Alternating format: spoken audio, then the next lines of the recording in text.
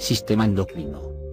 El sistema endocrino, o también llamado sistema de glándulas de secreción interna, es el conjunto de órganos y tejidos del organismo, que segregan un tipo de sustancias llamadas hormonas, que son liberadas al torrente sanguíneo y regulan algunas de las funciones del cuerpo. Es un sistema de señales similar al del sistema nervioso, pero en este caso, en lugar de utilizar impulsos eléctricos a distancia, funciona exclusivamente por medio de sustancias. Las hormonas regulan muchas funciones en los organismos, incluyendo entre otras el estado de ánimo, el crecimiento, la función de los tejidos y el metabolismo, por células especializadas y glándulas endocrinas. Actúa como una red de comunicación celular que responde a los estímulos liberando hormonas y es el encargado de diversas funciones metabólicas del organismo. Los órganos endocrinos también se denominan glándulas sin conducto o glándulas endocrinas, debido a que sus secreciones se liberan directamente en el torrente sanguíneo, mientras que las glándulas exocrinas liberan sus secreciones sobre la superficie interna o externa de los tejidos cutáneos, la mucosa del estómago o el revestimiento de los conductos pancreáticos. Las hormonas secretadas por las glándulas endocrinas regulan el crecimiento, el desarrollo y las funciones de muchos tejidos, y coordinan los procesos metabólicos del organismo. La endocrinología es la ciencia que estudia las glándulas endocrinas, las sustancias hormonales que producen estas glándulas, sus efectos fisiológicos, así como las enfermedades y trastornos debidos a alteraciones de su función. El sistema endocrino está constituido por una serie de glándulas carentes de ductos. Un conjunto de glándulas que se envían señales químicas mutuamente son conocidas como un eje. Un ejemplo es el eje hipotalámico, hipofisario, adrenal.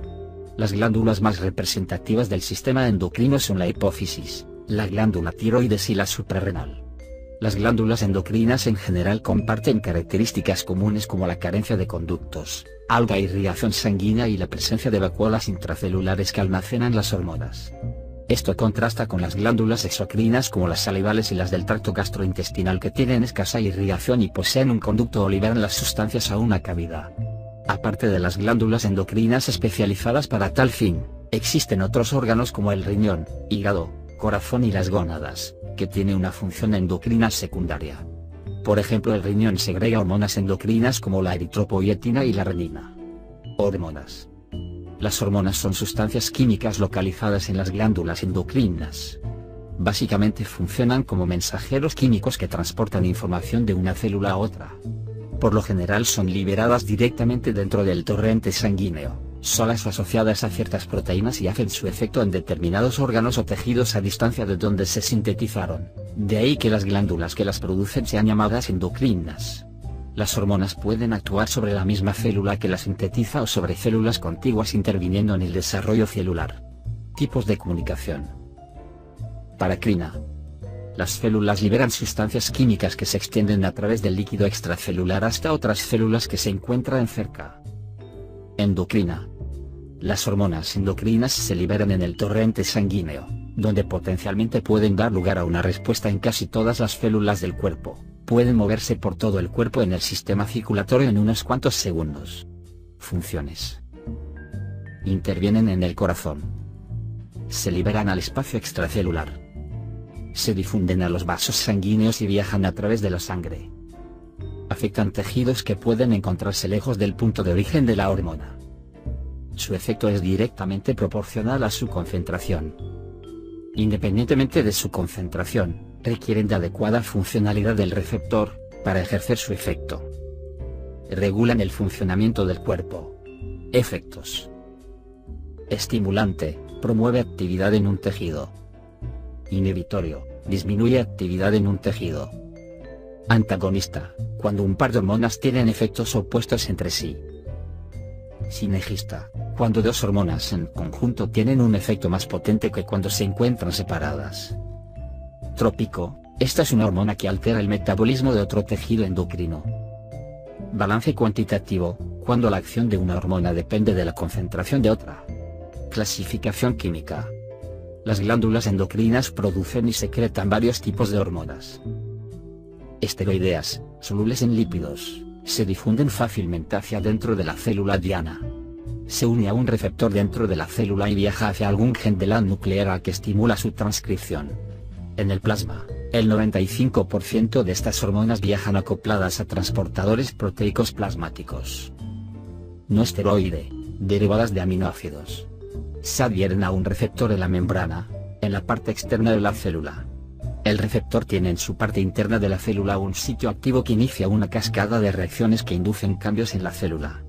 La hormona actúa como un primer mensajero y los bioquímicos producidos, que inducen los cambios en la célula, son los segundos mensajeros. Aminas, aminoácidos modificados. Adrenalina, noradrenalina. Péptidos, cadenas cortas de aminoácidos, por ad. Son hidrosolubles con la capacidad de circular libremente en el plasma sanguíneo. Interactúan con receptores de membrana activando de ese modo segundos mensajeros intracelulares.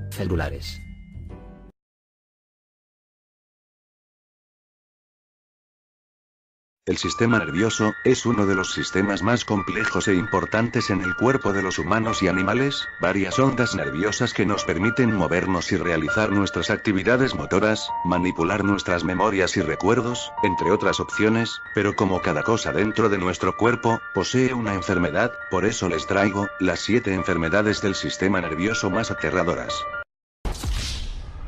La afasia. La afasia es el trastorno del lenguaje que se produce como consecuencia de una lesión o daño cerebral. Se trata de la pérdida de capacidad de producir o comprender el lenguaje, debido a lesiones en áreas cerebrales especializadas en estas funciones. Puede ser un trastorno durante la adquisición del lenguaje en los niños o una pérdida adquirida en los adultos. Se relaciona exclusivamente con el lenguaje oral. En resumen, diríamos que es una enfermedad que causa la pérdida de la capacidad de comunicación, o simplemente, entender a otra persona. En mi opinión, no es para nada letal, se puede tratar con terapias o psicologías especiales para ayudar al individuo y lograr un mejoramiento en esta capacidad. Esto es la afasia. Síndrome de Moebius. El síndrome de Moebius o de Moebius es una enfermedad neurológica congénita extremadamente rara. 2 importantes nervios craneales, el sexto y el séptimo, no están totalmente desarrollados, lo que causa parálisis facial y falta de movimiento en los ojos. Estos nervios controlan tanto el parpadeo y el movimiento lateral de los ojos como las múltiples expresiones de la cara. También pueden estar afectados otros puntos del sistema nervioso, entre ellos otros nervios cerebrales que controlan otras sensaciones y funciones. Como se muestran en las imágenes, esto es prácticamente una parálisis fácil o un mal funcionamiento de los nervios del rostro causando esta enfermedad. Puede ser tratado con una cirugía reconstructiva.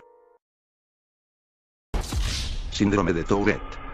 El síndrome de Tourette es un trastorno neuropsiquiátrico heredado con inicio en la infancia, caracterizado por múltiples tics físicos, motores, y vocales, fónicos. Estos tics característicamente aumentan y disminuyen. Se pueden suprimir temporalmente, y son precedidos por un impulso premonitorio.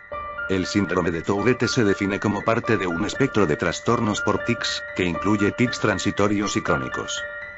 Sabiendo que se relacionan con tics, muchos dicen que tal vez sean nervios, pero no, es una enfermedad, o bueno, un trastorno. Se puede tratar con ejercicio de respiración para lograr algo con el paciente. Alzheimer. Es una enfermedad neurodegenerativa que se manifiesta como deterioro cognitivo y trastornos conductuales. Se caracteriza en su forma típica por una pérdida de la memoria inmediata y de otras capacidades mentales, a medida que mueren las células nerviosas, es decir, neuronas, y se atrofian diferentes zonas del cerebro. La enfermedad suele tener una duración media aproximada después del diagnóstico de 10 años, 2, aunque esto puede variar en proporción directa con la severidad de la enfermedad al momento del diagnóstico. Es una enfermedad rara, en cuestión a su aparición en usuarios. Actualmente se trabaja en una cura para esto, tratamientos para retrasar el avance del Alzheimer y diagnósticos para recibir más información. Encefalitis. Las encefalitis son un conjunto de enfermedades producidas por una inflamación del encéfalo. Son bastante frecuentes, sobre todo en determinadas regiones del mundo, y se producen generalmente por la infección de gran variedad de gérmenes como bacterias, rickettsias, espiroquetas, leptospiras, parásitos, hongos y virus. Sin embargo, con la excepción de los virus, la encefalitis suele ser un síntoma más, casi nunca el más llamativo, dentro del cuadro clínico de la enfermedad. Normalmente, cuando se refiere a una encefalitis, se hace como sinónimo de encefalitis vírica. Como se menciona, la encefalitis es una inflamación del cerebro. Para entender mejor, la verdad no sé si existe una cura o tratamiento, ya que son diversos tipos de encefalitis, por lo tanto no estoy seguro. Esta enfermedad en sí, es muy letal. Meningitis. La meningitis es una enfermedad, caracterizada por la inflamación de las meninges. El 80% de las meningitis está causada por virus, entre el 15 y el 20% por bacterias, el resto está originada por intoxicaciones, hongos, medicamentos y otras enfermedades. La meningitis es poco frecuente pero potencialmente letal. Puede afectar al cerebro ocasionando inconsciencia, lesión cerebral y de otros órganos. La meningitis progresa con mucha rapidez, por lo que el diagnóstico y tratamiento precoz es importante para prevenir secuelas severas y la muerte.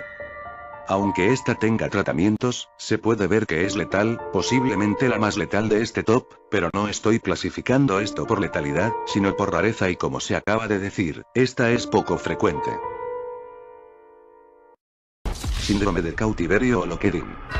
Esta puede ser una de las enfermedades más raras y horribles que hace el boom en este top. El síndrome de cautiverio o Locked-in en inglés, se debe a una lesión en el tallo cerebral a nivel de la protuberancia anular.